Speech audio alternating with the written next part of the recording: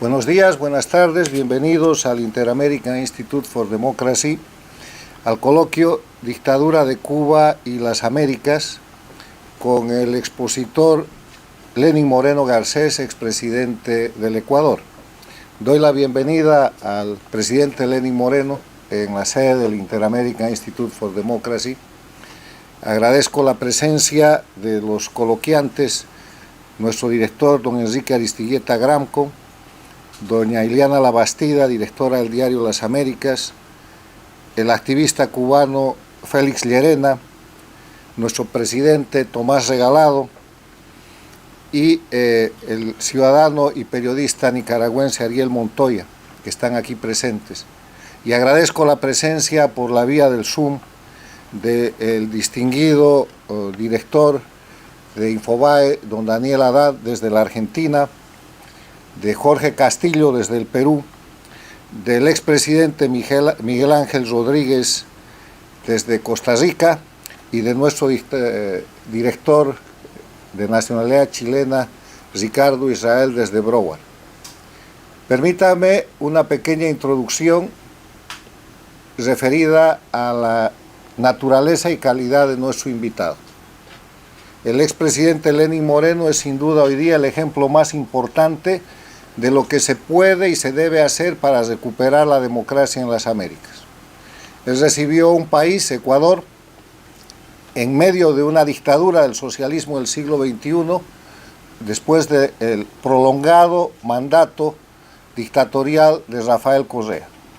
Y ha entregado un país, más allá del sacrificio incluso personal que ha tenido que realizar, que hoy día es el centro de atención en Sudamérica como el país más estable de la región y atractivo de inversiones y atractivo de un lugar adecuado donde se respeta la libertad, donde hay Estado de Derecho, donde hay división e independencia de poderes y donde se ha celebrado una elección libre y justa que ha permitido tener hoy día como presidente al presidente Lasso.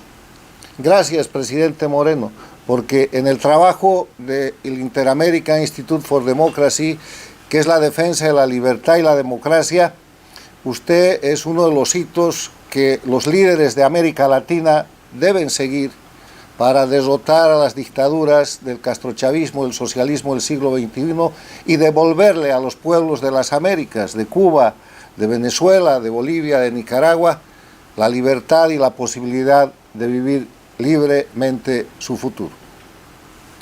Dicho esto, explicaré brevemente en qué consiste el coloquio en el Inter-American Institute.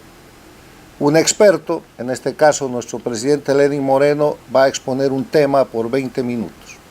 El tema es la dictadura de Cuba y la democracia en las Américas. Este es un tema central porque la gente se pregunta ¿por qué 62 años de dictadura en Cuba? ¿Qué han hecho en ese tiempo los gobiernos, los países, los líderes democráticos y no democráticos? ¿Qué pasa con el mundo libre que tolera una dictadura por tanto tiempo? Y además una dictadura cuyo poder ha ido creciendo en el siglo XXI por el auxilio de Chávez y aunque ahora está disminuyendo, es un factor importante en términos de delincuencia organizada, narcotráfico, política, intervención externa y otros factores. Por eso hemos invitado a un experto, a un expresidente, a una persona que sabe lo que es la política y que sabe lo que es el poder, don Lenín Moreno Garcés, para que hable de eso. Una vez que él haga esa exposición, tenemos invitados 10 coloquiantes. Cada uno de ellos puede pedir la palabra en el momento que desee y hablar hasta por 3 minutos, las veces que desee, aportando, opinando, criticando, preguntando, y el presidente Moreno va a poder contestar si quiere en cada momento o si no acumulativamente. Cuando hayamos desarrollado el diálogo, porque de eso se trata el coloquio, y lo consideremos agotado, entonces el presidente Moreno va a dar unas palabras de cierre y después nuestro presidente Tomás Regalado va a agradecer por el evento. Voy a ser de moderador y me permito en esa condición pedirle al presidente Moreno que haga uso de la palabra. Muy gentil, Carlos. Qué grato la compañía de quienes están junto a mí en esta mesa directiva. A ustedes, gracias por su presencia. A las personas que nos ven por la red, pues el abrazo afectuoso, cariñoso de siempre, y un saludo especial para los hermanos cubanos, venezolanos, bolivianos, nicaragüenses, que nunca pierdan la esperanza. Realmente, el mencionarme a mí, estimado Carlos, como una persona experta en el tema es un calificativo bastante generoso de tu parte. Yo no soy un experto en el tema. Hace un momento estábamos conversando con quienes nos acompañan en este coloquio y veo que ellos sí son los expertos en el tema. Yo lo que soy es un entusiasta de la libertad, un entusiasta de la democracia, y creo que eso ya es bastante decir en momentos en que se cuestiona inclusive todo, inclusive la libertad y la democracia. Hace un momento, a quienes me acompañan en esta mesa directiva, les manifestaba de que el mundo moderno por lo menos, y creo que los anteriores también, siempre están a la expectativa de que algo extraordinario ocurra, algo que les sorprenda, algo que se parezca a sus sueños, algo que se parezca a sus esperanzas, a sus ilusiones, a sus anhelos, se convierta en una supuestamente feliz realidad. Es como que hubiera una insatisfacción con el maravilloso mundo que nos rodea y todas las libertades y todas las bondades y todo el desarrollo de la ciencia y la técnica que se ha conseguido. Siempre estamos a la expectativa de que algo más ocurra. Es por eso seguramente que nos inventamos héroes especiales como Santa Claus, como que nos vienen a solucionar los problemas, como Superman, como Batman, como Tarzán, etcétera, etcétera, y cientos más que conforman toda esa gama de héroes que vienen de forma maravillosa, de forma extraordinaria a solucionar los problemas. Queremos que ocurra algo especial, algo que contar, algo extraordinario que decir, algo extraordinario que comentarlo a través de las redes, porque además estamos tan metidos en las redes que se hace difícil no depender casi exclusivamente en la vida de ello. Es como que pensáramos que el mundo que estamos viviendo es un mundo excesivamente monótono, que lo cotidiano es excesivamente monótono. Entonces siempre tratamos de asistir a la creación de mitos, de algo especial, de algo superior. Es por eso que siempre estamos a la expectativa y nos creemos aquellos cuentos que nos narran acerca de visitantes de otros tiempos, visitantes del pasado, visitantes del futuro, visitantes de otros planetas, de otras galaxias, de a lo mejor otros universos paralelos que ojalá existiesen para que hubiera opción. El gran escritor español Antonio Machado tenía una forma bastante coloquial de explicarlo, y se refería a un español a un español a lo mejor de lo cotidiano, un español que siempre estaba a la expectativa de que le cuenten algo más, de que pase algo extraordinario. Y él lo menciona como un español que tiene un sembrío de olivares y que siempre está a la expectativa de que llueva, y si es que la lluvia tarda, dice Antonio Machado, se preocupa extraordinariamente, y es como que esperase que la lluvia tarde para tener algo que contar en el café, para tener algo que contar en la tasca mientras se comen unas tapas. Le gustaba contar que vio a Carancha. Carancha se llamaba porque tenía la carancha, y él mismo era ancho. Era un torero, porque en ese tiempo los toreros eran personas un poco gorditas. Es como los futbolistas de ahora, ¿no? De antes. Antes, tú ves, los futbolistas no se parecen absolutamente en nada a los figurines que existen ahora en el fútbol. Y antes pues sucedía que todos hacíamos deporte y los flacos éramos nosotros y los futbolistas eran un poco más gorditos. En cambio ahora sucede lo contrario, es como que los futbolistas, y como ya no hacemos deporte, pues los gorditos pasamos a ser nosotros. En algún momento le escuché decir a Humberto Eco, este extraordinario escritor que falleció hace 2 años, creo que no, 3 o 4 años a lo sumo, que falleció hace 3 o 4 años, lo oí decir en Milán, que manifestaba que nos hemos puesto un poco voyeuristas, que ya no disfrutamos de las cosas, con verlas, con saber de que ha existido, es más que suficiente. Y así se van construyendo leyendas, se van construyendo mitos, y a lo mejor son necesarias tenerlos. Goethe decía que la vida sin mitos es casi un absurdo. Sin leyendas, sin mitos, es un absurdo. Sin leyendas y sin mitos, buenas. Como que no valía la pena esa vida ser vivida. Y Antonio Machado inclusive se refería a este señor del cual hablaba hace un momento, decía que se jactaba de haber conocido a Carancha, de haberlo visto debutar a Carancha, y que siempre estaba la expectativa de que haya una tarde especial de un torero, la suerte de un taur, dice Machado, o si alguien cuenta la historia de un gallardo bandolero, porque nos encantan los gallardos bandoleros también.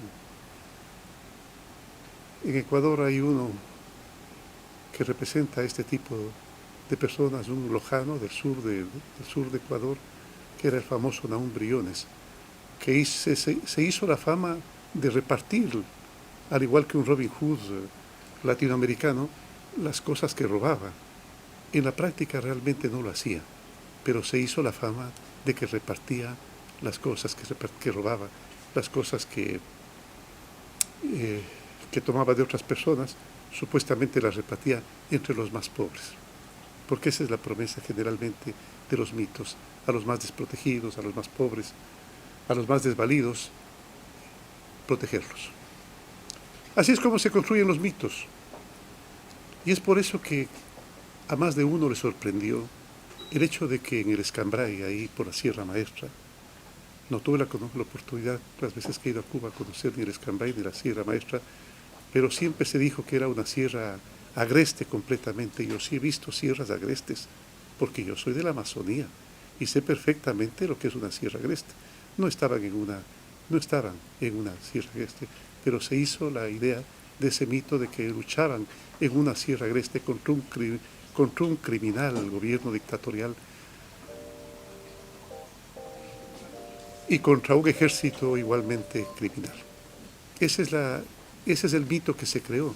Barbudos, porque no podía ser de otra manera, tenían que ser barbudos para dar la sensación de que no tenían tiempo de hacerse la barba, pues estaban tan obsesionados en conseguir aquella libertad tan añorada por todos los cubanos y tan construida por todos ellos de manera extraordinaria. No se olviden que unos 8 o 9 años antes se había asaltado el cuartel Moncada, y después del asalto al cuartel Moncada, Fidel Castro, con bastante buen criterio, escribió un libro que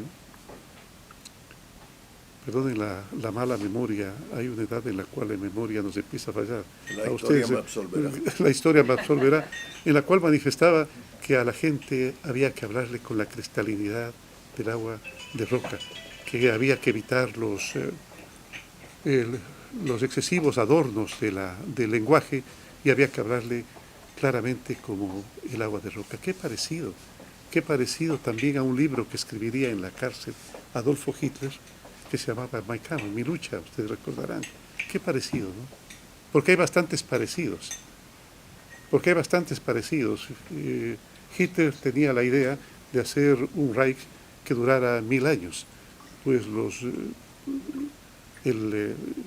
Rafael Correa en el Ecuador decía que iba a durar 300 años y el candidato perdedor de las elecciones en el Ecuador decía que 30 años, por lo menos alguna rebaja nos van haciendo con el tiempo. Sí, que iba a durar todo ese tiempo y lo cumplen. Ahí tenemos al dictador Maduro, heredero de una dictadura también fascista que se mantiene en el poder. Se creó el mito, y los mitos, decía el excelente escritor Mario Vargas Llosa, en algún momento que tuvimos la oportunidad de conversar, los mitos son muy difíciles de desterrar. Es por eso que hay mitos que te acompañan de manera permanente. Los griegos todavía siguen pensando en Paris, en Héctor, en Aquiles, en Agamenón, en Clitemnestra, etcétera, etcétera, etcétera, en Príamo, todavía siguen pensando en ellos, y los alemanes siempre siguen pensando todavía en Sigfrido, siguen pensando en Crimilda, en Brunilda, y siguen pensando pues en los dioses que acompañaban su panteón divino. Se crearon el mito, y es un mito que fue muy difícil de desterrar. Es por eso que apenas hubo esa intención de liberar Cuba mediante la acción en Bahía de Cochinos, el pueblo reaccionó para librarse de los invasores, porque el mito todavía seguía viviendo. Ahí hay varias narrativas que uno sabrá depurarlas de acuerdo a su apreciación personal. Hay la narrativa de que el presidente Kennedy había acordado con los soviéticos pues, quitar los misiles de Irak, si no me acuerdo, Turquía, a cambio de que esos misiles que estaban entrando por vía marítima a Cuba representasen un peligro para su seguridad, y que ese fue el cambio que se hizo. Pues bien, será verdad, será mentira, la verdad que se cumplió ambas cosas. Se retiró lo uno, se retiró lo otro, e inclusive los cubanos inventaron un estribillo que decía: Niquita, mariquita, lo que se da no se quita, no se quita. Como que necesitaban tener esos misiles nucleares dentro de su territorio, con el peligro que eso significaba para ellos mismos y para el mundo. Sí, el mundo se deslumbró ante la presencia de ellos, porque habían luchado y triunfado valientemente, esa es la idea que se hizo, para derrocar al tiránico Fulgencio Batista en la hermana República de Cuba. Los barbudos, decía, se convirtieron en ese mito difícil de combatir, de erradicar, de sacar del corazón de los cubanos. Es por eso que hay gente todavía en Cuba que, a pesar de vivir casi en la miseria, todavía sigue defendiendo a sus dictadores. Los sigue defendiendo, porque no es verdad que únicamente son los beneficiados, los máximos beneficiados los que los defienden. Defiende también varias gentes del pueblo que todavía siguen creyendo en que la revolución les ha sido beneficiosa, a pesar de no recibir las dádivas que reciben aquellos que obsecuentemente están con ellos. Sí, se los veía como unos titanes, diría el escritor ecuatoriano Benjamín Carrión, diría dignos de un poema de Homero. Se los veía como unos titanes dignos de un poema de Homero. Y es por eso que cuando entraron a La Habana, encima de un camión, no podía ser de otra manera, pues, encima de un camión en conjunto, la gente los aclamó, porque pensó, al igual que a lo mejor pensamos muchos, que realmente se había dado un paso en la liberación y en la felicidad de Cuba, lo cual no era verdad. Y la gente suele mantener ciertos parámetros verbales cuando se refiere a ellos, a esos dictadores. Recordemos nosotros que al zar de Rusia, Nicolás III, se lo llamaba el padrecito, nuestro padrecito el zar, y que a Stalin se lo seguía llamando el padrecito Stalin, porque, vuelvo a recalcar, hay ciertos parámetros verbales que son un poco difíciles de erradicar. Y hace un momento conversábamos también con compañeros coloquiantes acerca de que hay cierta narrativa que no solamente la generan ellos, sino que además es difundida y hasta es generada por ciertos medios de comunicación. Y ciertos medios de comunicación del mundo libre. Inclusive Isaiah Berlin mencionaba, con respecto a aquellos que estaban de acuerdo con los revolucionarios españoles, que mientras estaban cómodamente en sus clubs de lujo en Londres, estaban hablando de lo necesario de una revolución como la que instauró la República en la nación española, en la República Española. Y tan es verdad esto como que la revista Time, en el año 37, al iniciar el año 37, publicó en su portada a Hitler como el hombre del año. Y que esa misma revista publicó en su portada a Stalin como el hombre del año, a Hitler en el año 37, a Stalin en el año 43 y a Stalin nuevamente en el año 45. Es que se consiguen además aliados especiales. No sé si es que muy gratuitos que digamos, pero se consiguen aliados especiales entre la prensa internacional y nosotros los vemos de manera frecuente. Yo los veo a esos aliados que algún momento, conversando con ellos, no oí el nombre por delicadeza, por supuesto, pero se manifestó abiertamente a favor del régimen venezolano y del régimen dictatorial cubano y nicaragüense. Sí, consiguen muchos aliados entre ellos. Fue noticia en todo el mundo, en un mundo que ha estado huérfano de sucesos extraordinarios, huérfano de imposibles, y todos mirábamos absortos las multitudes que los aclamaban al entrar a Cuba. Se había salvado de la tiranía, de la humillación, de la explotación. Seguro que así, ahora sí, Cuba iba a ser un país libre, un país democrático, un país feliz. Por lo menos eso pensaba mucha gente en el mundo. Muy lejos en el tiempo, como para poder entender, porque inclusive el mismo Marx manifestaba que la historia se repite. En el 18 Brumario, Marx manifiesta de que la historia se repite una vez en serio y otra vez en broma, más o menos en estas palabras. Y había quedado un poco lejos ya en la historia, habían transcurrido más de 150 años, la revolución que hiciera el pueblo francés contra la monarquía de Luis XVI.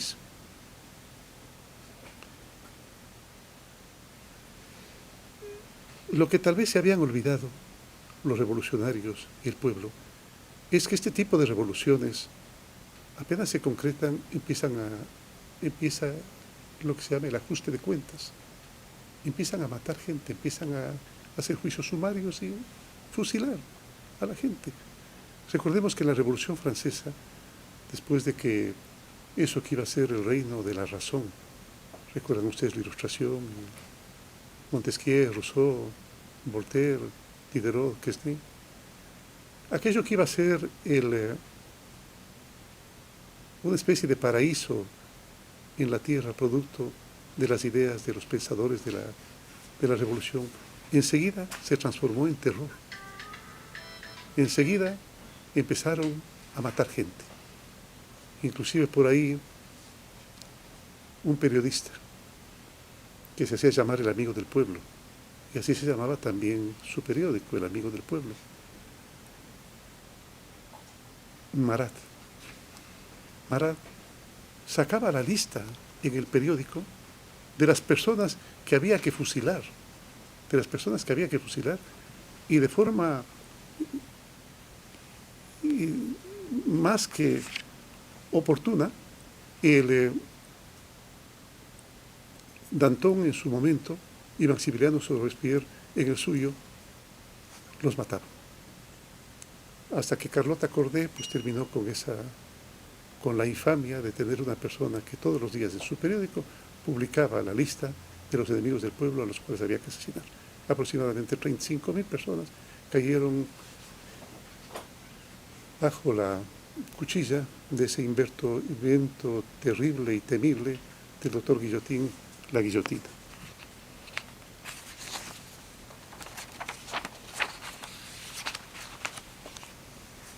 No tardó la nueva revolución, la cubana, en iniciar el ajuste de cuentas también. Arrestos sin explicación alguna, frecuentes fusilamientos, iniciaron un periodo de terror. No se olviden que inclusive aparecieron las famosas UMAP, unidades militares de apoyo a la producción, en las cuales igualmente se encerraba a homosexuales. Eran unas cárceles disfrazadas de trabajos forzados, en las cuales pues igualmente se ponía a homosexuales y a enemigos de la revolución y a criminales. Lo más miserable que pudo haber ocurrido en esos tiempos era el adoctrinamiento que se hacía a niños, a jóvenes, para que denunciasen a sus familiares, a sus padres, como enemigos de la revolución. Y ante cualquier acto de ignominia que se presentaba, inmediatamente venía la muletilla de que había que defender la revolución, de que había un bien mayor que había que defender.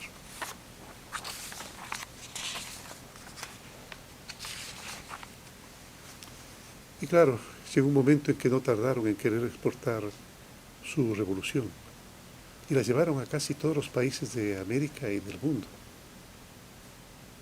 Recordemos nosotros que estuvieron presentes en Angola, que estuvieron presentes en países africanos, en países asiáticos y en Latinoamérica, inclusive el Che Guevara en el fracaso que tuvo, independientemente de la valentía que haya representado aquello, en Bolivia, dio a entender realmente la capacidad de acciones militares que ellos tenían cuando perdió esa guerra de una forma muy fácil. Nadie se alineó con su deseo de haber exportado la guerrilla a otros países del mundo, donde lograban instaurarse enseguida, pues formaban cuerpos de élite para mantener a los dictadores, como es lo que han hecho realmente en Venezuela y como lo que intentaron hacer en el Ecuador.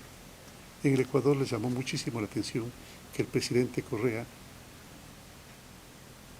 le emita un decreto en el cual se formaba un cuerpo élite para poder salvaguardarlo contra los ataques que podrían venir de enemigos de esa revolución, que él entendía también de esa manera. Inmediatamente asumí el gobierno y yo eliminé esa posibilidad y manifesté que para defender al presidente, si el presidente confiaba en los militares y en los policías para que defiendan a su pueblo, también debía confiar en ellos para que lo defiendan a él mismo, que no hacían falta traer cuerpos de élite extranjeros para que lo defiendan. No han sido tontos, no han sido tontos. Han sabido aprovechar cualquier reclamo o sanción debido a sus continuas violaciones a los derechos humanos, el respaldo de una enceguecida y timorata comunidad internacional. Inclusive los países europeos, a lo mejor atemorizados por los actos vandálicos terroristas que sufren, en más de una ocasión se han alineado con aquello.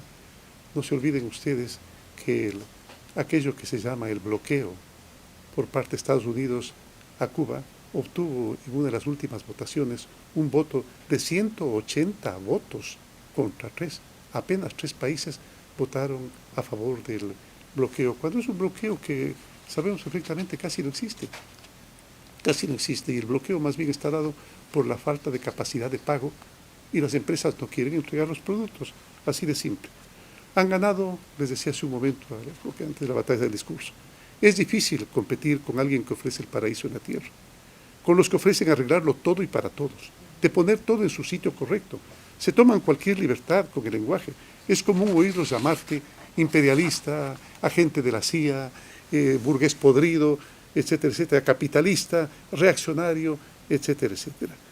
Y arrojarte enseguida mugre, porque además actúan sincronizadamente, porque apenas uno se manifiesta contra ellos, hay una comunidad internacional de periodistas, de intelectuales, de políticos que enseguida te empiezan a lanzar basura, te empiezan a lanzar mugre, y a los que deciden abandonar el camino les cae ese tipo de juzgamiento inmediato por parte de una obsecuente en más de una ocasión de periodistas e intelectuales que casualmente siempre coinciden con aquellos que reciben el mecenazgo de los dictadores, como sucede con un movimiento político, con un partido político de España que ha recibido permanentemente el apoyo multimillonario de los dictadores.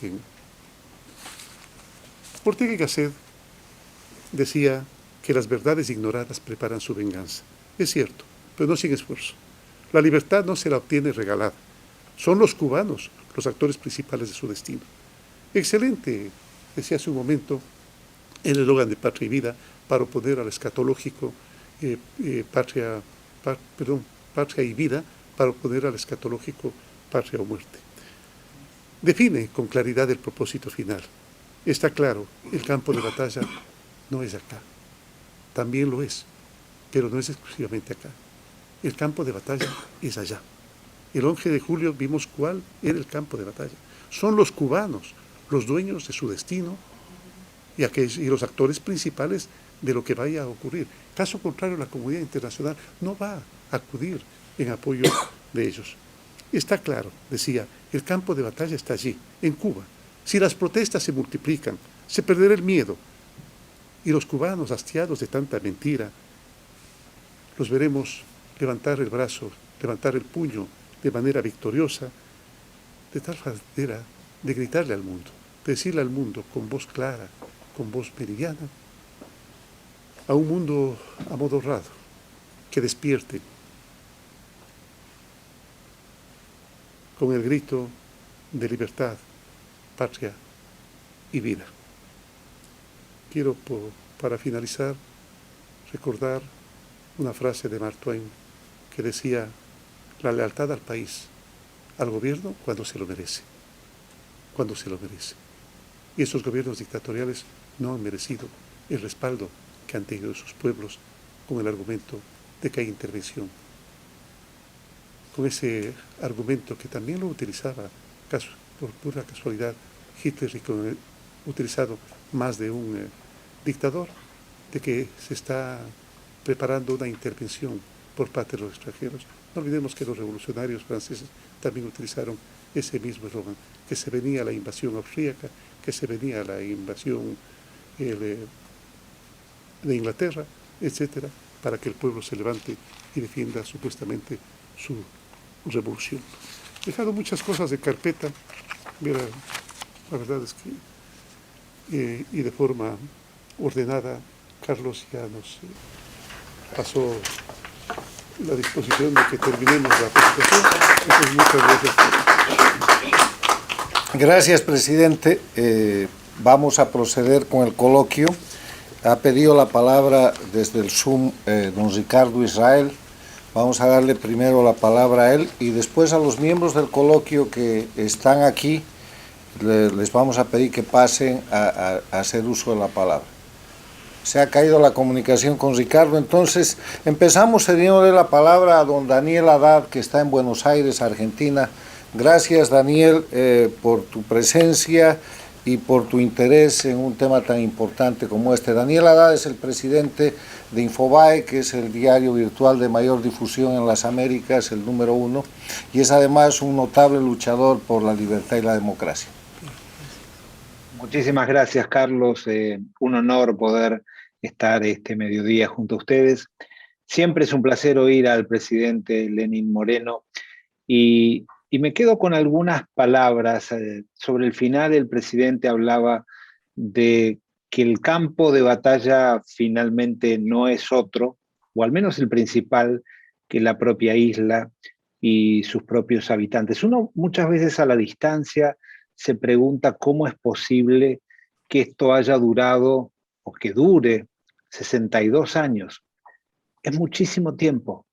No tenemos otro ejemplo en el continente de una dictadura tan longeva. Ahora, lo que ha ocurrido el 11 de julio parecería mostrar un cambio interesante, sobre todo por el perfil de la persona que salió a la calle, gente muy joven, y creo que ha perdido el miedo. Tomé especialmente atención en las palabras del presidente Moreno respecto de la prensa, y efectivamente yo creo que durante muchos años la prensa en general ha sido muy complaciente, eh, quizás en algún caso hasta cómplice de la dictadura cubana, sin ninguna duda. Pero también debería decirle, señor presidente, y todos los asistentes al coloquio, que se nota un cambio. Aún medios que hasta hace tiempo hablaban del gobierno cubano, ya sin dudas titulan la dictadura cubana. Lo mismo que está ocurriendo en Venezuela. Hay un cambio. A ver, Cuba ya no tiene mucho que ofrecer.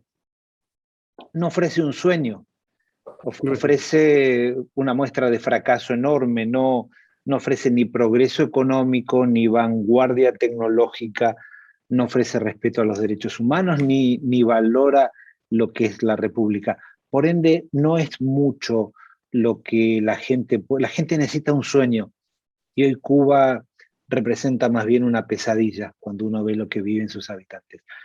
Por ende, me permito ser a la distancia optimista de que ese movimiento, lo que hemos visto con los artistas cubanos, lo que hemos visto renacer el 11 de julio, quizás en poco tiempo veamos imágenes mucho más agradables que la terrible y pesada dictadura que hoy vemos en la isla. Gracias por la amabilidad. Gracias, Daniel. Ha pedido la palabra aquí en nuestra sede don Enrique Aristigueta Granco, un intelectual y gran luchador venezolano que es parte del directorio del Interamerican Institute. Por favor.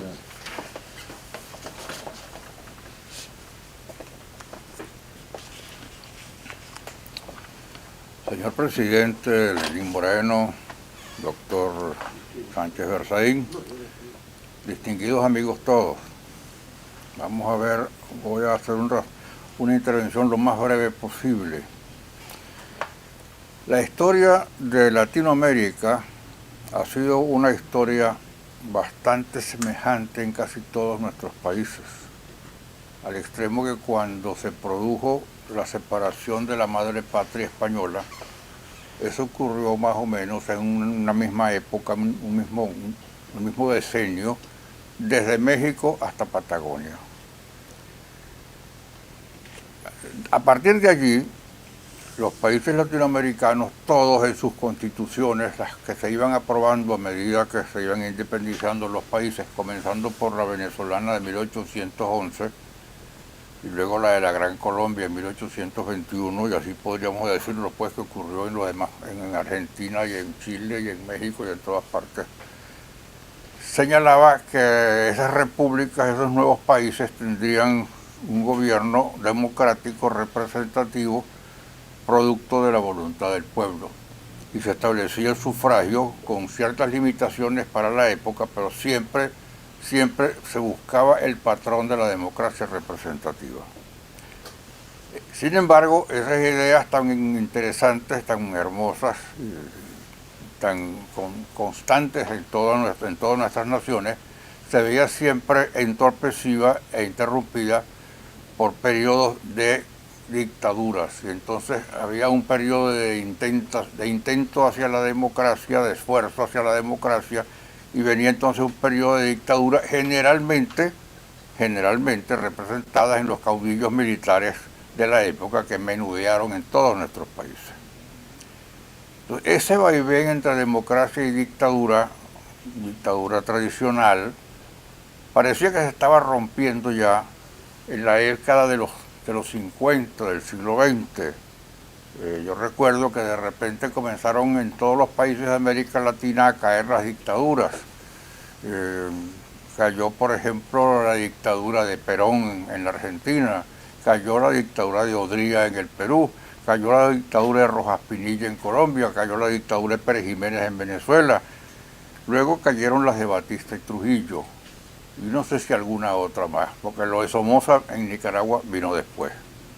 Pero más o menos esa era la mecánica, ese era el camino que parecía que iba tomando América Latina, de por fin encontrar la ruta hacia la democracia, pero de repente pasó que en uno de esos países, concretamente en Cuba, no fue la democracia lo que afloró después de la caída de la dictadura de Batista, sino una dictadura peor, porque ya no era la dictadura de un grupo señores o ciudadanos del país apoyados por las Fuerzas Armadas, sino de un movimiento ideológico de características mundiales y que traía un tipo de dictadura mucho más férrea, mucho peor que todas las que hayamos conocido, que era la dictadura, una dictadura totalitaria basada en el marxismo-leninismo.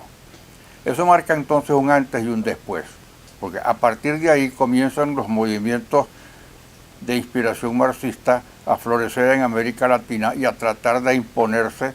En lugar de los viejos caudillos eran ahora las dictaduras ideológicas como la que estamos sufriendo nosotros en Venezuela. Ha sido mucho más difícil superarlas, al extremo que ya en Cuba tienen más de 60 años y en Venezuela ya tenemos más de 20 años. Contra ese enemigo no estábamos preparados, lamentablemente. Y como se ha dicho aquí, no se actuó rápido, no hubo una comprensión exacta del peligro que representaba Cuba. Y bueno, eso trajo sus consecuencias y aquí estamos ahora enfrentados en toda la América Latina a la dicotomía entre democracia o totalitarismo marxista. Yo creo que la escogencia la hemos hecho claramente muchos en todos los países y estamos haciendo todo lo posible porque esta etapa se corte a la mayor brevedad posible, que ya no ha sido tal, y nuevamente pues retomemos el camino de la democracia representativa que ha estado plasmado en todas nuestras constituciones. Creo que este es un punto que debemos tomar muy en cuenta y saber que esto ya no es entonces la dictadura que hay en un país, sino que esto es una hermandad internacional, además peligrosamente en una simbiosis con el narcotráfico y toda una serie de organizaciones gangsteriles de carácter internacional que se apoyan recíprocamente y que hacen más difícil la lucha contra este nuevo bacilo, este nuevo virus que está matando las democracias en América Latina. Algo que tenemos que tener muy presente para tratar las estrategias que en el futuro tendrán que irse modificando a medida que vayan cambiando las realidades del momento, pero con la finalidad única de volver entonces a enrumbar la América Latina hacia la democracia sana, bien entendida, y ponerle fin a esta amenaza que ha sido mucho más grave que la anterior del siglo XIX y de los comienzos del siglo XX. Eso es todo. Gracias a don Enrique Aristigueta. Está con nosotros desde Costa Rica el expresidente Miguel Ángel Rodríguez.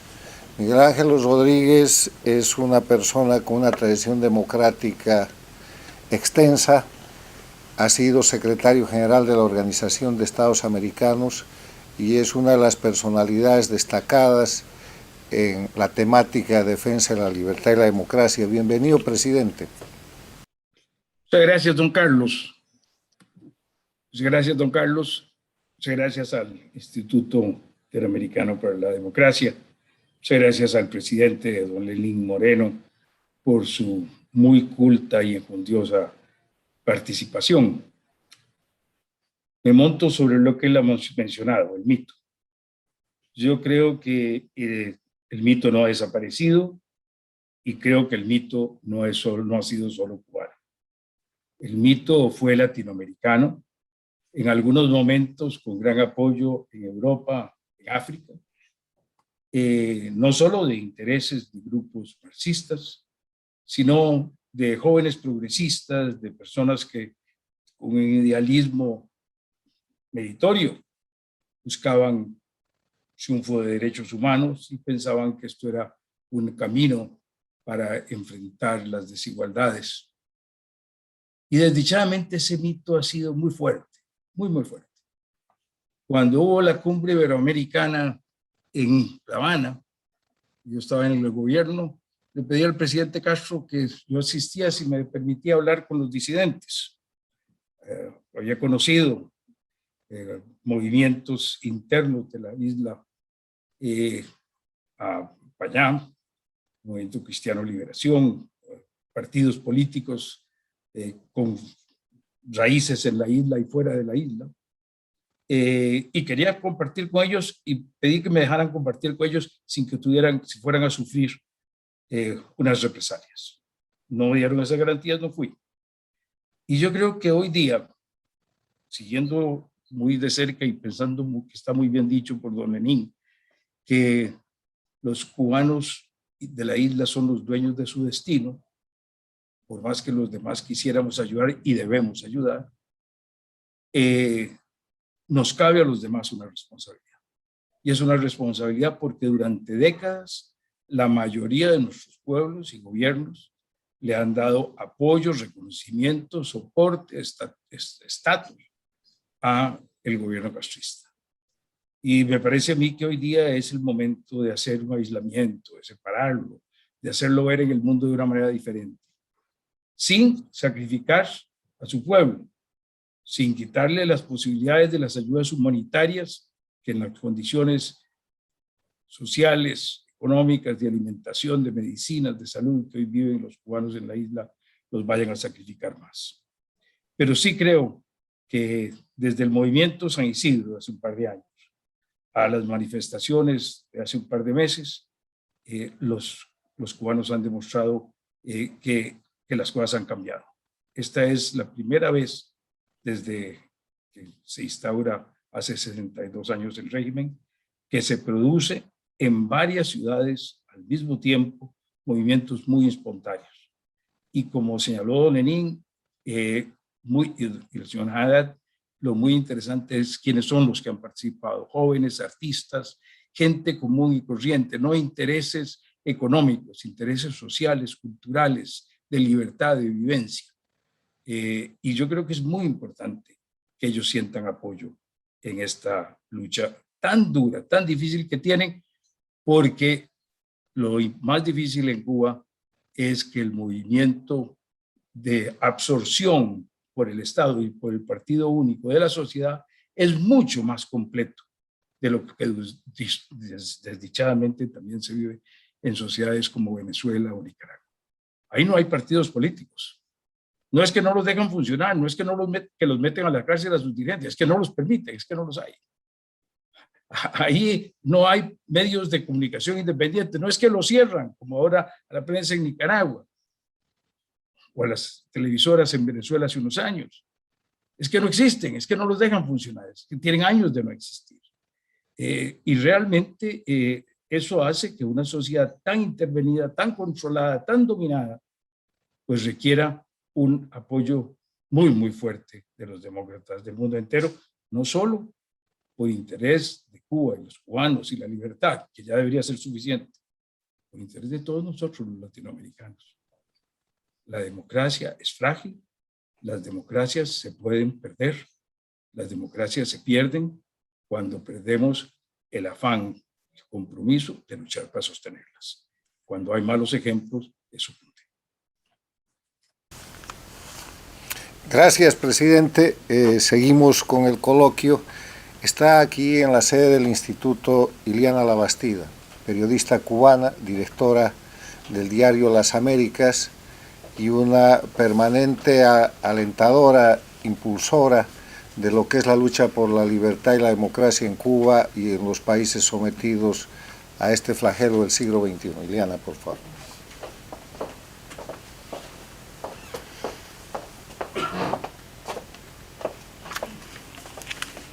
Muchas gracias, muy buenas tardes a todos.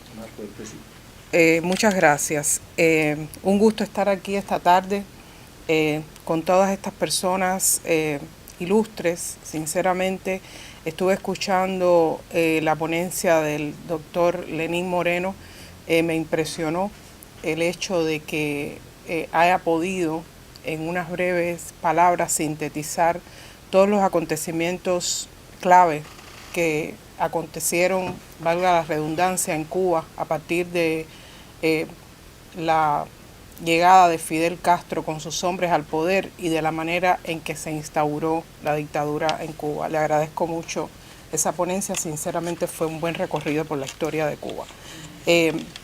Yo me preparé para este coloquio tomando en cuenta algunos de los sucesos más recientes que han ocurrido en Cuba a partir del 11 de julio, el día que todos sabemos que se produjo inesperadamente una rebelión social en Cuba. Es muy bueno que nos pronunciemos alrededor de lo que ha pasado y también que para mí como cubana encuentro una gran satisfacción en el hecho de ver que tantas personalidades en el continente se estén interesando en ver lo que ha ocurrido en Cuba. Pero también es importante ir señalando que en la medida que ha habido reacción de parte de las personalidades interesadas en la democracia y aquí específicamente en Estados Unidos, de la comunidad cubana y otras ciudades del mundo donde existe, también es necesario recalcar que en esa misma medida que ha habido apoyo al pueblo de Cuba, ha aumentado la represión en Cuba. Hay acontecimientos específicos que yo traje en mis apuntes para mencionar, porque debemos atender precisamente para seguir alzando las voces y precisamente para que todos estemos en sintonía con la realidad de lo que enfrenta el pueblo de Cuba y nos solidaricemos con ellos, ya que efectivamente los sucesos están aconteciendo allí, el pueblo cubano es el dueño de lo que va a pasar, pero nosotros desde acá, desde nuestras posiciones, desde nuestras tribunas, podemos mucho contribuir a darles por lo menos el respaldo moral que requieren. Nosotros publicamos el pasado 21 de agosto en la edición digital de Diario Las Américas y antes en la edición semanal impresa bajo el titular Madres cubanas imploran justicia para detenidos del 11 de julio, un listado de más de 165 mujeres que a partir de una iniciativa ciudadana que hay en Cuba se han podido documentar como detenidas o como madres o esposas de personas que entre los días 11 y 12 de julio fueron arrestados por el régimen cubano, aunque ayer en una alocución ante la prensa oficialista, Miguel Díaz-Canel, quien ocupa el cargo de gobernante cubano, como todos saben, sin haber sido elegido, él negaba que fuera cierto que haya personas que desde el 11 de julio en Cuba estén detenidas, incomunicadas con sus familiares y por lo tanto para los familiares desaparecidos, porque ninguno sabe verdaderamente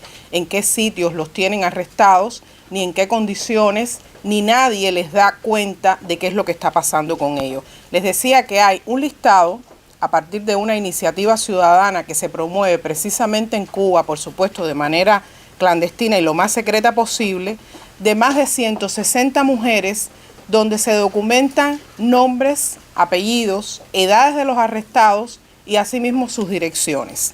Ese es uno de los hechos que está ocurriendo ahora mismo en Cuba y que a mí me pareció oportuno en este momento que estamos debatiendo sobre lo que sucede en mi país, podamos denunciarlo y podamos decirlo, porque definitivamente no basta con que la gente haya salido a las calles y de hecho la rebelión en Cuba no ha terminado.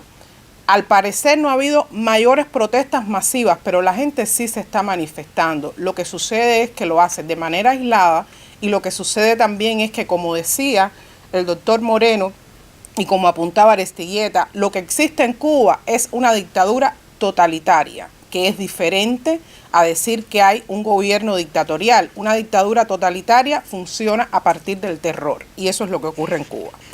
Una semana después de publicado este artículo que nosotros mencionábamos anteriormente, donde documentábamos todos estos nombres, ayer, como les explicaba, el gobernante cubano Miguel Díaz-Canel, reunido con la prensa, negó que existan presos, que existan desaparecidos y también, al ser inquirido por una periodista que no sé qué irá a pasar con ella después de haber tenido ese valor, una periodista de la televisión cubana, quizás Félix me ayuda a recordar el nombre, en este minuto no recuerdo porque no es una muchacha que trabajaba en Cuba, Cristina Escobar. No es alguien con quien yo haya podido conocer antes de salir de Cuba, pero ese es su nombre, Cristina Escobar. Tuvo la valentía de reclamarle a Díaz-Canel por el discurso de odio con el que él había incitado a los llamados revolucionarios a salir a las calles a defender la revolución, como decían anteriormente quienes me precedieron. Son mitos, son palabras, diríamos que palabras, frases clave que a través de los años, de estos 62 años en Cuba, se han utilizado y han funcionado.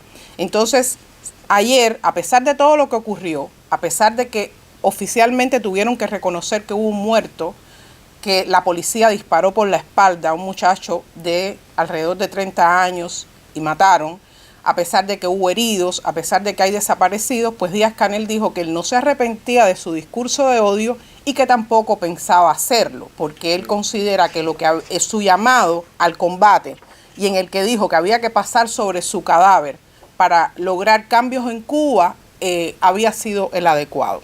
Finalmente, lo más reciente que ha pasado en Cuba en cuanto a represión es un decreto ley que acaban de aprobar, a partir del cual anunciaron que, legalizaron la censura del uso de Internet, pero además anunciaron que todo aquel que a través de sus redes sociales personales exponga lo que está pasando en Cuba, pues puede ser penado desde cárcel hasta altas multas y cualquier otra cosa que ustedes puedan imaginar de las cosas que suceden en una dictadura totalitaria.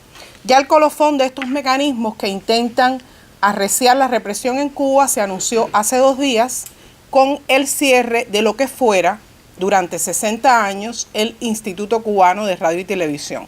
Pues lo desaparecieron de momento y lo que anunciaron es que van a establecer un departamento controlado a su vez por el Estado cubano, donde además de seguir el control como hasta ahora ha pasado, porque no es que no hubiese control sobre la radio y la televisión cubana, todos sabemos, como decía el expresidente Rodríguez que me antecedió, que en Cuba no existe ningún medio de prensa que no sea controlado por el gobierno, pero además de esto, ese Instituto Cubano de Radio y Televisión que hasta ahora controlaba la radio y la televisión va a pasar a controlar el uso del espacio cibernético, es decir, de la Internet.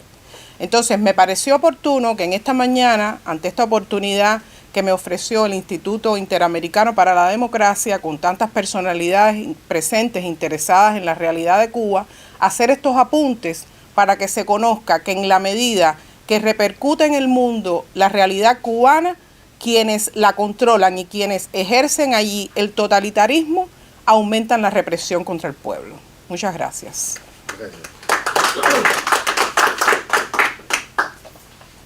Gracias, Iliana.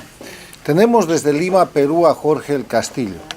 Jorge del Castillo es un político peruano, ha sido premier, ha sido ministro, parlamentario, y hoy día está luchando por la libertad y la democracia de su país, denunciando la llegada de lo que los peruanos llaman el caballo de Troya del castrochavismo. Bienvenido a nuestro distinguido amigo Jorge del Castillo desde el Perú. Bueno, en primer lugar, muchísimas gracias por la invitación. Señor presidente Lenín Moreno, un honor haberlo escuchado, igual que al presidente Rodríguez y los demás intervinientes. Justamente en este mismo momento se ha presentado el gabinete del Consejo de Ministros al Congreso de la República para exponer las políticas públicas y recibir o no el voto de confianza que se suele pedir cuando un gobierno empieza y entra con un nuevo gabinete. Y frente al Congreso están en las calles 2 importantes grupos humanos, los que están a favor de la democracia y los que están en contra de la democracia. Y verdad, es una lucha muy fuerte que tiene mucho que ver con Cuba. En primer lugar, porque el promotor del partido marxista-leninista, si se definen ellos, el señor Vladimir Cerrón, es un agente cubano. Es un tipo que ha estudiado en Cuba, ha vivido años por allá, seguramente lo habrán sostenido durante mucho tiempo y resulta que ahora es el que maneja inclusive al propio presidente Pedro Castillo, imponiéndole ministros, y de paso nos han contrabandeado en ese gabinete ministros vinculados al tema de terrorismo, al tema de lavado de dinero, en fin, gente que hemos calificado como de un gabinete impresentable. Este es el drama del Perú, señores. Y ellos aquí vienen a plantear una serie, como dijo el presidente Moreno, aprovechando una serie de mitos, ¿no? El tema de la brecha social, si bien es un hecho real, pero a la vez es explotado como mito, para que puedan, digamos, generar una reacción en la población. Ha venido a hablarnos el primer ministro de una segunda reforma agraria, otro mito, en el cual no ha dicho en qué consiste, pero la primera fue despojar de propiedad a muchas personas y sumir al Perú en un retroceso agrario del cual ha costado mucho reconstituirse. Bueno, ahora anuncian una segunda reforma agraria. Estoy seguro que mucha demagogia hay detrás de todo esto, pero le hacen creer al pueblo pues estos mitos, que ellos son los salvadores que van a reactivar el campo, etc. Entonces, a esto le han mezclado algunas cosas que aparentemente son normales, no vamos a reactivar la actividad pública y privada, pero sabemos que eso no es así. Esta gente plantea ir a una asamblea constituyente, ese libreto ya lo hemos visto en Venezuela y otros lugares, para acomodar una constitución a su medida, empezando por la reelección seguro, convirtiendo la economía peruana, que es próspera y con dificultades como en todos los países de América Latina, pero sin duda en una buena proyección de desarrollo, pero la van a convertir, si es que eso prospera, en una economía estatista, ¿no? Y sin duda con recortes de libertades, y hay algunos atisbos de afectación a la libertad de expresión reclamada por el propio presidente en documentos escritos inclusive, me refiero al señor Pedro Castillo. Entonces, hay que prender las voces de alerta en América Latina. No se puede perder el Perú. No podemos dejar caer al Perú.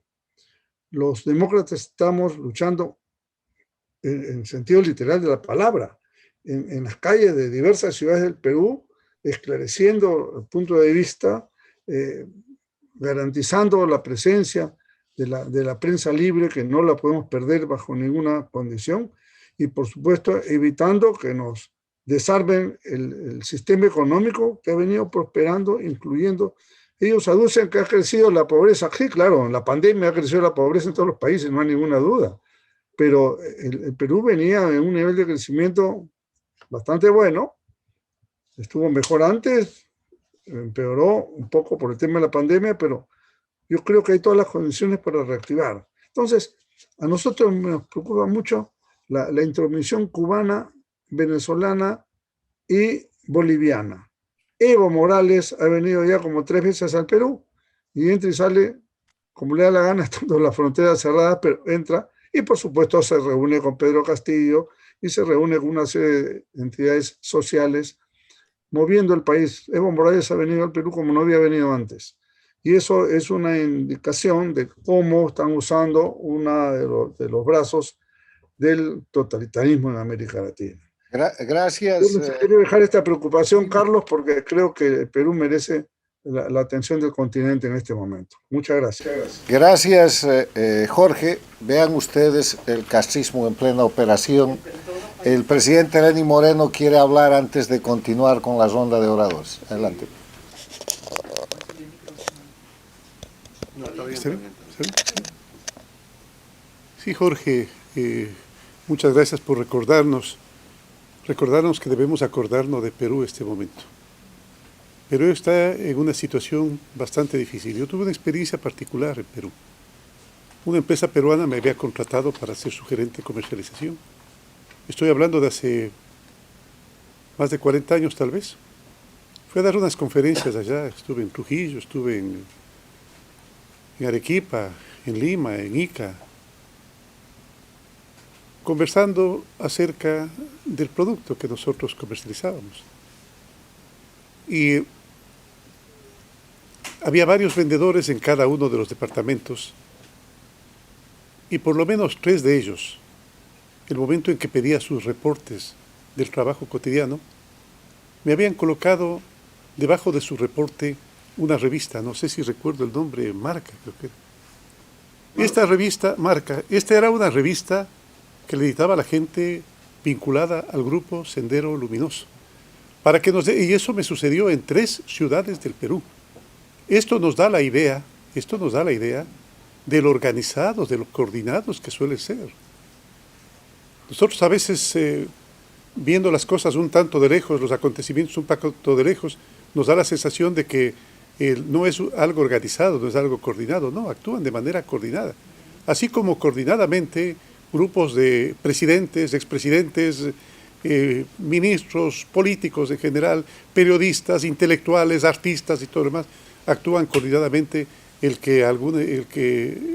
momento en que alguno de ellos emite un pronunciamiento a favor o en contra en caso de que sea alguien que lo denosta.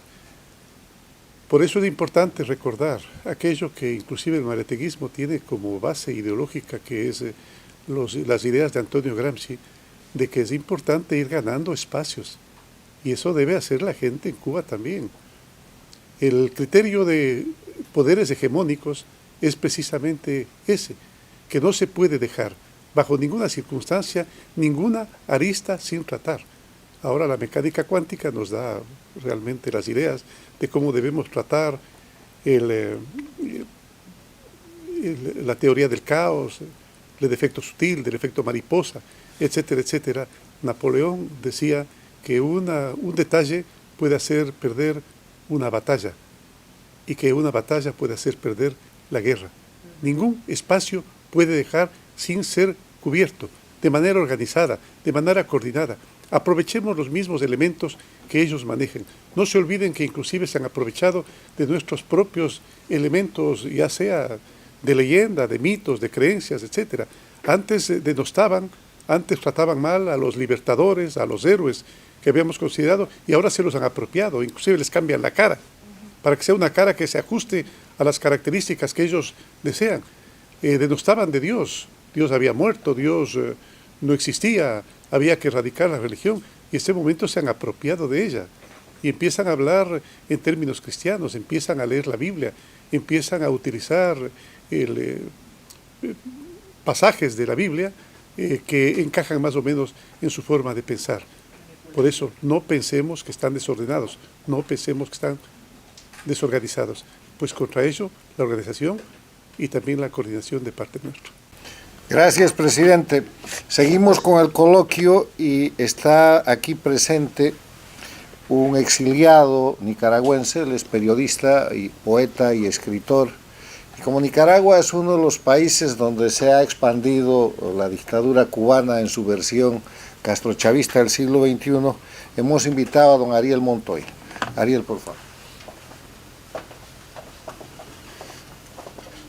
3 minutos. Gracias, doctor. Se dice que todos los caminos van a Roma. En Iberoamérica y en Estados Unidos, todos los caminos van a Cuba.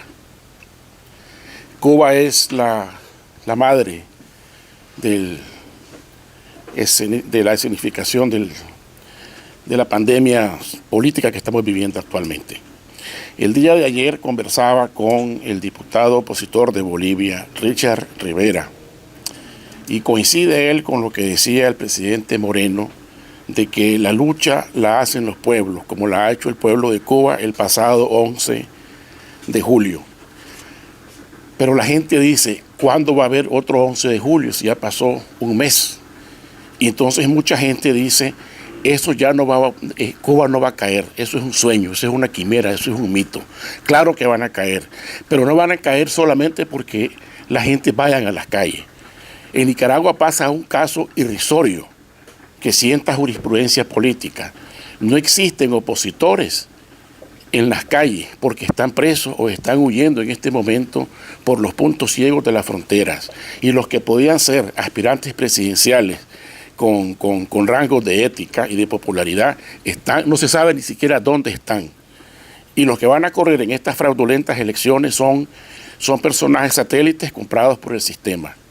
De tal manera que yo creo más en esa tesis del péndulo, de que si bien es cierto, la batalla está en las calles de Managua, de La Habana, de Lima, ahora, tristemente decirlo, de Caracas, de todo Venezuela, ¿verdad?, de toda Bolivia, etcétera, también creo que tiene que haber un soporte de las comunidades en el exilio. Y este soporte no basta únicamente con manifestar frente a los consulados ni manifestar en las calles. Eso es parte de una dinámica social que hay que ejercitarla, pero también hace falta más. Yo quisiera hacer una pregunta al presidente Moreno, que si él cree que va a ser necesario crear nuevas industrias de mitos para la democracia. Estoy releyendo las memorias del novelista Sergio Ramírez de mi país y yo me quedo asombrado cómo tantos intelectuales, tantos empresarios doblaron el espinazo ante los comandantes, ante unos comandantes ignorantes y casi que de 30 años. ¿Dónde estaban sus cerebros o sus cabezas? Me pregunto. Entonces, creo, y Sergio Ramírez cuenta sus memorias con una maestría literaria que no voy a decir que no es buena, pero con un cinismo descarado y brutal, que me deja asombrado, y cómo todavía siguen estos mitos elevándose. La canción de Patria y Vida, mis respetos para los muchachos y todo, pero es una canción que también tiene señales, aristas de ese marxismo cultural. De tal manera creo que va a ser necesario pues crear nuevos mitos, elevar el vuelo de los artistas, para que cada que se reivindique la democracia se defienda no solamente con las herramientas cívicas que ella posee, sino también con el sueño, con la ilusión y la creación de nuevos escenarios artísticos y de nuevos mitos. Gracias. Gracias. Sí, una cosa nomás muy rápida. Presidente Moreno, adelante. Sí, cómo no. Qué gusto por recordarnos a la querida Nicaragua. Allí se ha perdido toda ética política, toda ética social, se ha perdido absolutamente toda ética. Ya no tienen la menor vergüenza. El mayor descaro es factible, es posible y es real allá en Nicaragua. ¿Cómo hacerlo? Es siempre la pregunta, ¿verdad? A lo mejor no fui completamente claro y Daniel pues tuvo la gentileza de mejorar la retórica con respecto a lo que significa, para mí por lo menos, el asunto del campo de batalla. Yo pienso que el campo de batalla, y hay que rescatar los mismos elementos de ella. Napoleón decía que el momento en que uno repite demasiadas veces una estrategia, tarde o temprano la gente, el opositor, aprende la estrategia, el contrario aprende la estrategia. Pues bien, nosotros aprendamos la estrategia de ellos. Y la estrategia de ellos, recordemos nosotros, por ejemplo, en Vietnam, lo había planteado un revolucionario vietnamita que era Bong Nguyen Giap, la lucha popular prolongada. Esta es una lucha popular prolongada. No se olviden que los vietnamitas pues, tuvieron en su momento la valentía de echar afuera a los franceses, a los ingleses y a los estadounidenses. Tres grandes imperios del mundo fueron desterrados de la presencia por esa lucha popular prolongada. Pues bien, aprender de las armas de ellas. Es por eso que planteaba inclusive una técnica que hay que aprender, que es la de los poderes hegemónicos, ir ganando espacios cada día, cada minuto, un nuevo triunfo. Gracias, presidente. Está con nosotros un joven activista de las nuevas generaciones que luchan por la libertad de Cuba. Él es cubano, se llama Félix Llerena y lo invitamos a hacer uso de la palabra.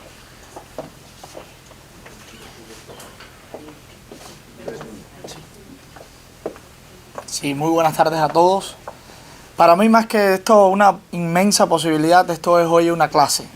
Porque para mí, de hecho, he tenido la posibilidad de dar tal vez intervenciones en universidades, evidentemente dentro de Cuba compartíamos de manera clandestina, ya en el exilio sí he podido compartir con estudiantes, con gente de mi generación, pero yo hoy un muchacho cubano de 25 años que pudiera decir, por eso es que no traje ni siquiera nada escrito, porque más allá del tecnicismo político que pudiera yo decirles, sino sobre todo recibir. Y es para eso que he estado hoy acá atendiendo todas las excelentes intervenciones y ante todo le agradezco al señor presidente Lenín Moreno, primero que todo el primer Lenin que me cae bien y segundo porque usted paró esa continuidad que tanto se habla en Cuba, de ser la continuidad de los sistemas, de ser la continuidad de este mal llamado socialismo del siglo XXI, que el socialismo es lo mismo y de 21 no tiene nada, es el mismo socialismo de siempre, reciclado. Y en el siglo XXII le llamarán, diríamos, socialismo del siglo XXII, o tal vez le cambien la palabra, tal vez el socialismo ya no engañe o ya no logre manipular, como lo ha hecho en estos últimos años. Yo vengo de dentro de Cuba y de hecho anoche estaba conversando con jóvenes dentro de la isla, jóvenes que en su mayoría estuvieron protestando dentro de las protestas del 11 de julio, otros dentro de las segundas protestas que ocurrieron a lo largo y ancho del día 12 también. Y ellos, recibía de ellos esa fuerza que a veces nosotros, a lo largo de los años, a lo largo de la lucha, a veces perdemos. Y era increíble recibir de ellos esa fuerza, escucharlos adentro de la isla con perfiles evidentemente ocultos, no públicos, pero escucharlos a ellos con una fuerza tremenda, con una esperanza en el cambio, porque yo soy de esa generación que nació dentro del sistema. Yo tengo 25 años. Cuando yo nací ya la Unión Soviética ni siquiera existía. Yo nací en el pleno periodo especial, o como se le denominó a esa década de los 90, 2000. A la década donde en la generación mía no es una generación que ellos van a lograr convencer. Yo creo que el socialismo, la ideología, el mito que tanto hablaba el presidente Moreno, en mi generación hace mucho rato lo perdieron. La batalla ideológica del régimen, esa manipulación que por tantos años han logrado tener en muchas generaciones de cubanos, unos por resignación, otros realmente por el momento histórico, en mi generación ellos saben bien claro que la perdieron. Ellos saben muy claro que la ruptura generacional en Cuba es un hecho. Y lo vimos el 11 de julio en las protestas, donde la inmensa mayoría de los que salieron a protestar y de los que estuvimos apoyando desde acá y de los que estuvimos también coordinando con varios jóvenes dentro de Cuba, son los jóvenes. Y eso ellos lo saben muy bien. Y ahí está la dictadura, una dictadura casi nonagenaria, antigua, chea, como decimos los cubanos jóvenes, obsoleta, que no nos vende ya ni siquiera un futuro, que no nos vende ni siquiera un presente y no nos va a seguir engañando con un pasado. Para ser muy breve, porque sé que tenemos muy poco tiempo, yo quisiera hacer un llamado desde acá a estos políticos, a estos defensores de la libertad, que por muchos años han dado el espacio a los dictadores, que por muchos años Fidel Castro se convirtió en un momento de ser el excluido a ser el alma de las cumbres, ya Fidel se fajó, como diríamos en Cuba, con tal presidente, ya dijo tal cosa, ya es el alma, es el show de estas cumbres. Ese espacio a los dictadores no se les puede dar, porque ellos no son demócratas, ellos no defienden lo que nosotros acá estamos tratando de construir, que es un continente y un hemisferio libre de dictadura y un continente libre de tiranos, un continente con democracia y con sólidas instituciones. Eso ellos no lo defienden. Yo por eso mi llamado, y ya para concluir, es a estos presidentes que hoy enarbolan las banderas de la libertad. Presidente de Ecuador actual, usted, señor expresidente, que además que tiene una moral tremenda. Ustedes, como conforme los tiranos se unen en el ALBA, Petrocaribe, CELAC, etc., ustedes también tienen que impulsar movimientos y unidad nacional y más allá de nacional, la unidad regional, para combatir estas tiranías. Yo conversaba hace unas semanas atrás cuando hablaba con el secretario general Luis Almagro, y yo le decía, secretario, cuando nos boicotearon el Consejo Permanente en la OEA, yo le decía, secretario, es increíble que el único país que no está dentro de la OEA tenga la capacidad de boicotear eventos dentro de la OEA. Sí, una cosa increíble. Sí. ¿Y por qué lo hace? Porque hoy presidentes como Iván Duque, Bolsonaro, presidente Lasso, etcétera, no están unidos. No han construido lo que ellos hicieron en 10 años, el ALBA, Petrocaribe, Mercosur, CARICOM, etcétera. La unidad entre todos ellos que han realizado. Y ya con esto concluyo. Ustedes también tienen que hacer lo mismo, como decía el presidente Moreno, lo mismo que hacen los dictadores, pero a la inversa.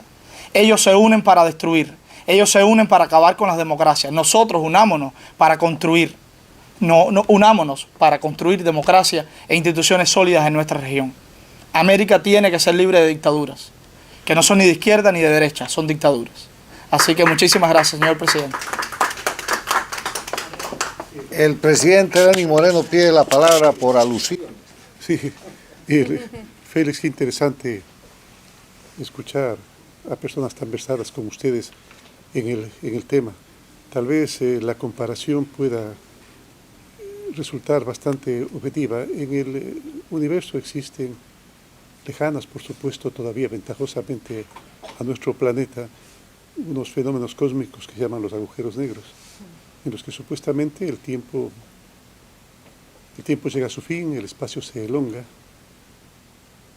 y como estrellas colapsadas que han agotado su material nuclear, tienen una capacidad de gravedad extraordinaria que no dejan salir ni siquiera la luz.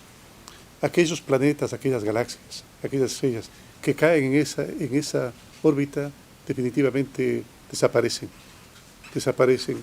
absorbidos por estos agujeros negros. Alrededor del agujero negro existe lo que se denomina una frontera de sucesos. La frontera de sucesos es el sitio en el cual, llegado, ya no hay cómo volver atrás, ¿no es cierto? Yo me temo mucho que Venezuela, hace algunos años, cuando habían ríos y ríos de gente que salieron a manifestarse en contra de la dictadura, pues estaban a punto de topar la frontera de sucesos. El régimen estuvo a punto de colapsar, pero por alguna razón, seguramente por la falta de apoyo internacional, por la falta de decisión de los mismos dirigentes que parece que se competían por el liderazgo, definitivamente no se logró aquello. Generar fronteras de sucesos, generar esos momentos en los cuales el proceso ya no tiene un vueltabola, ya no tiene un retorno, ya no tiene un regreso. De eso se trata en Cuba. Generar una frontera de suceso. No cesar en el esfuerzo. Tarde o temprano se llega a ello. Tú, Félix, manifestabas además de que es importante que se coordine. Yo lo dije. El momento en que de la segunda posesión de Sebastián Piñera, les dije a él, a Iván Duque, al presidente Bolsonaro, al presidente Vizcarra, dije, es necesario actuar coordinadamente. Y es por eso que surgió inclusive la idea de Prosur, que ojalá hubiéramos tenido mayor gestión en beneficio de la democracia. Pero fue un adelanto bastante grande para desterrar definitivamente al ALBA de la idea de ser la Organización de Países de Latinoamérica. Nos quedan pocos minutos, de manera que voy a volver a ceder la palabra para una segunda vuelta más breve a Daniel Haddad, al presidente Rodríguez y a Jorge del Castillo, que están en el exterior en este orden. Vamos a empezar con el presidente Rodríguez, si está en... Gracias. Mucho gusto. En primer lugar, de nuevo, mi gratitud por este evento que nos ayuda a la toma de conciencia frente al mito. Estoy convencido, y sobre todo después de cosas como lo que ha ocurrido con la retirada de Estados Unidos de Afganistán, de que tenemos que salir de la idea de que la democracia y los cambios profundos en las sociedades se pueden imponer desde afuera. La fuerza desde afuera lo único que puede imponer es la fuerza, pero no es capaz de construir una solución interna democrática. Pero eso no quiere decir que los de afuera no tengamos responsabilidad, que no debamos ser solidarios y que no tenemos capacidades de actuar. Lo podemos hacer desde la forma personal de cada uno de nosotros de relacionarnos con las personas que están dando la lucha en Cuba, en Venezuela, en Nicaragua, en Bolivia, Perú. Lo podemos hacer a través de las organizaciones que tienen sus contrapartes en cada uno de esos países. Lo podemos hacer a través de los gobiernos de nuestros países en crear aislamiento, separación.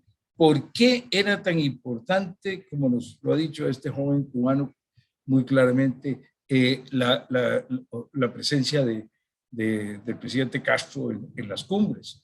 Porque se hacía alrededor de él todo un espectáculo, todo un show, se le daba el ambiente apropiado para que él siguiera engatusando a nuestras juventudes y a mucha gente de buena intención en el mundo entero. Y yo creo que es la hora de que todos actuemos asumiendo nuestra responsabilidad de señalar que no queremos ser amigos de los dictadores. Gracias, presidente. Muchas gracias. Cedemos la palabra a Jorge del Castillo desde Lima, Perú. No, Jorge no está ahí. Entonces, ya en el proceso de cierre, si hay alguno más de los presentes que quiere agregar algo brevemente, aquí el doctor Aristigueta Gramco, y después vamos a dar la palabra al presidente Moreno y para la clausura al presidente del instituto, don Tomás Regalado.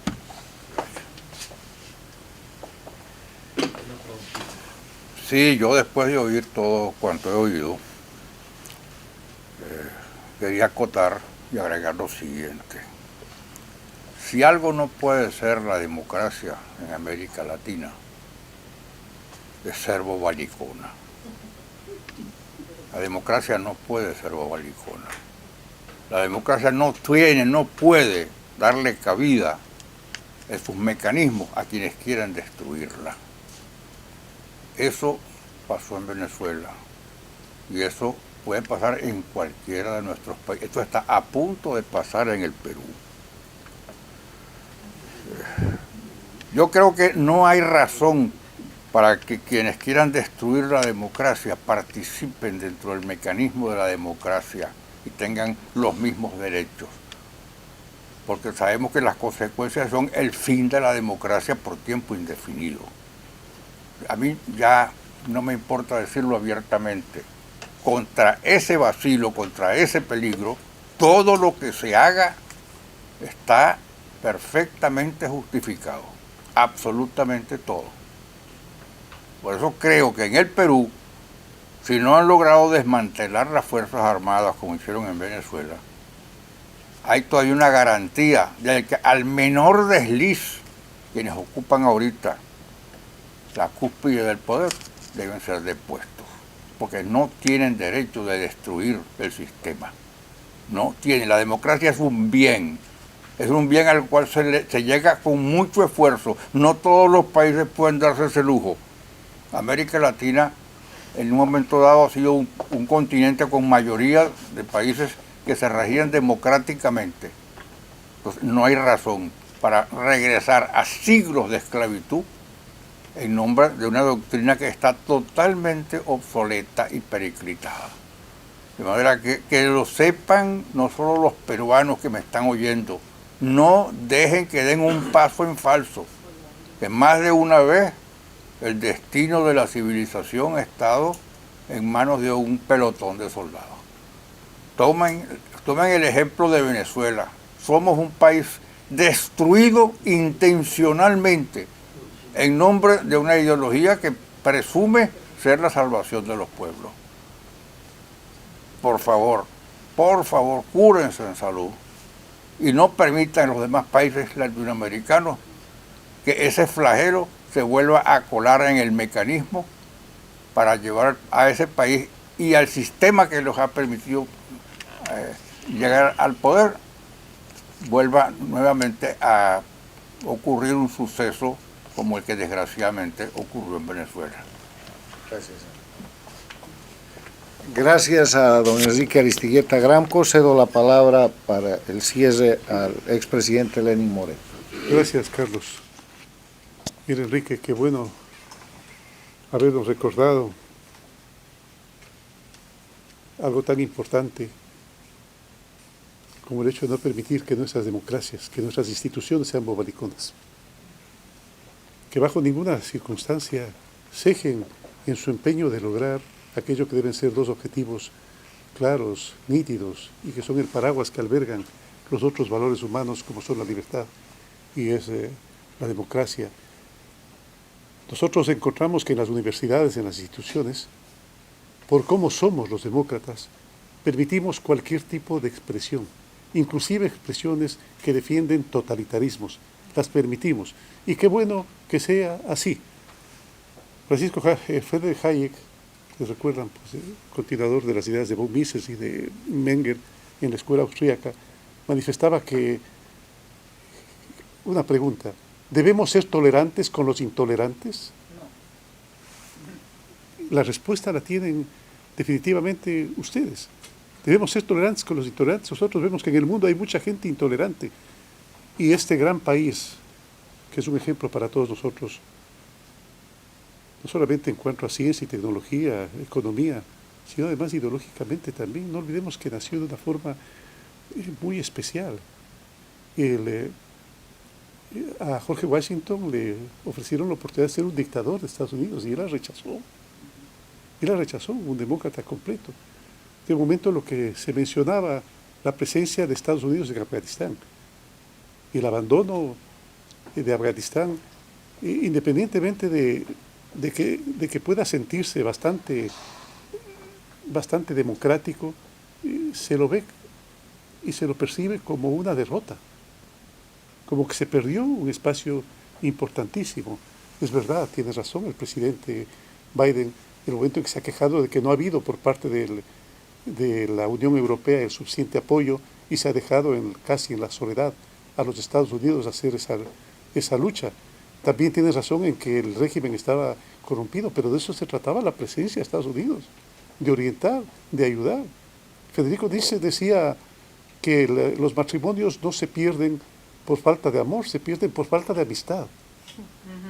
O sea, el momento en que uno se ha decidido participar activamente en la consolidación de una democracia, tiene que manifestar toda la afectividad, toda la amistad que requiere esa gente para poder consolidar sus propios sistemas demócratas de forma libre y de lucha contra la corrupción.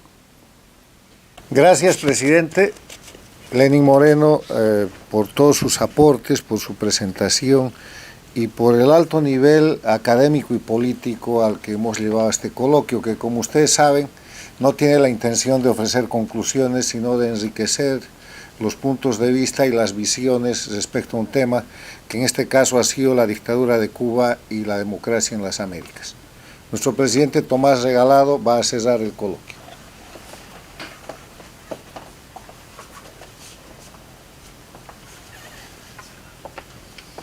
Simplemente para agradecer al presidente Lenín Moreno su presencia hoy aquí, a solo prácticamente días de haber dejado la presidencia de su país, agradecerle su presencia en el foro que se celebró en mayo aquí en el sur de la Florida, siendo un presidente de esa nación, porque las palabras importan. Y aunque Carlos decía que esto no busca hacer conclusiones, la lectura de todo esto, señor presidente, panelistas, invitados, es que sí se puede. Usted le entregaron una nación que iba en camino hacia el totalitarismo permanente del señor Correa y gracias a Dios, miren lo que tenemos. Es una nación que en este momento es orgullo de todos nosotros los latinoamericanos.